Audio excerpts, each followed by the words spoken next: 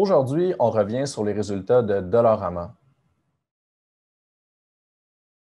Bonjour, mon nom est Lucas Blouin, analyste chez Médici. Dollarama, c'est une compagnie qu'on suit depuis plusieurs années. C'est également une compagnie qu'on détient en portefeuille. La dernière année de Dollarama a été impactée négativement par la COVID-19.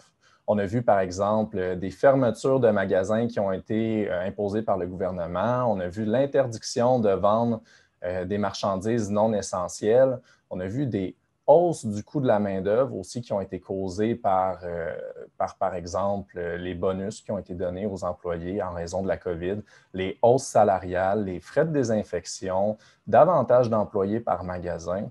Donc, c'est toutes des choses qui ont eu un effet négatif, mais on ne pense pas que ça affecte à long terme la capacité bénéficiaire de Dollarama.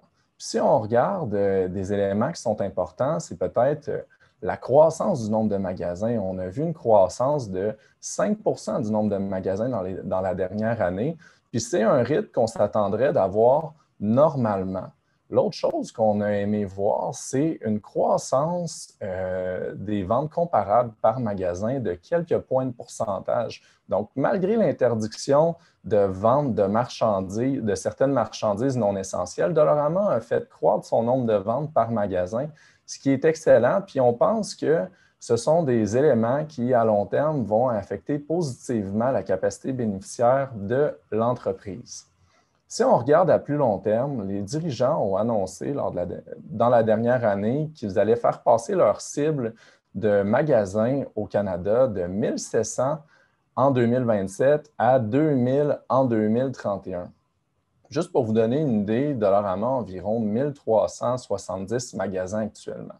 Donc, ils ont encore beaucoup de place pour faire croître leur réseau.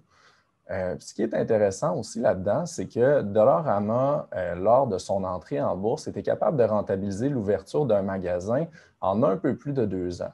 Donc, les coûts d'inventaire, de formation du personnel, d'embauche, les étagères dans les magasins, tout ça, ça prend environ 2 ans pour être rentabilisé.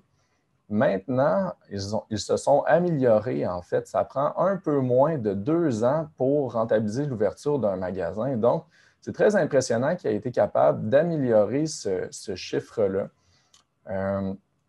L'autre chose aussi, c'est que Dollarama a une position assez dominante sur son marché au Canada.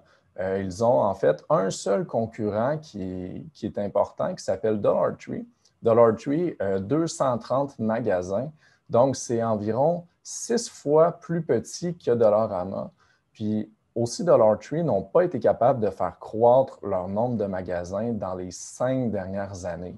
Donc, Dollarama, eux, en raison de 5 à 6 par année, ils ont su croître leur réseau.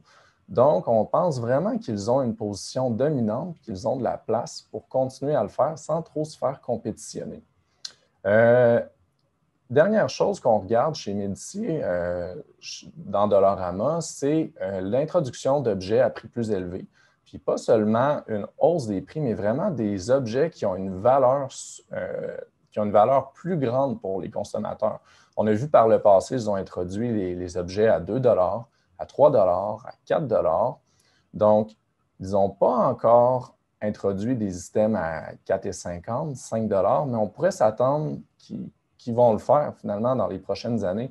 Puis lorsqu'ils le font, mais c'est les marges bénéficiaires qui augmentent, c'est les ventes par magasin qui augmentent aussi. Et ils viennent également élargir la clientèle qu'ils vont cibler. Donc, il y a des personnes qui ne seraient pas allées chez Dollarama qui vont commencer à y aller de par l'introduction de ces objets à prix plus élevés là.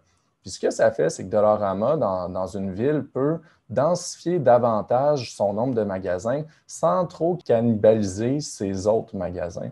Donc, c'est très, très positif lorsque cet élément-là se produit. Alors, en conclusion, si on regarde les éléments cités précédemment, les nouvelles cibles de magasins plus élevées au Canada, les coûts d'ouverture des magasins qui sont un petit peu plus faibles qu'auparavant, la position dominante de Dollarama sur son marché canadien et l'introduction éventuelle d'objets à prix plus élevé, mais on se rend compte que Dollarama est finalement en position très positive pour le futur. Donc, c'est ce qui complète cette capsule. Si vous avez des questions, n'hésitez pas à nous écrire au info@gpsmedici.ca. Vous pouvez nous écrire sur Facebook, sur Twitter ou nous joindre par téléphone pour toute question. Merci beaucoup et bonne journée.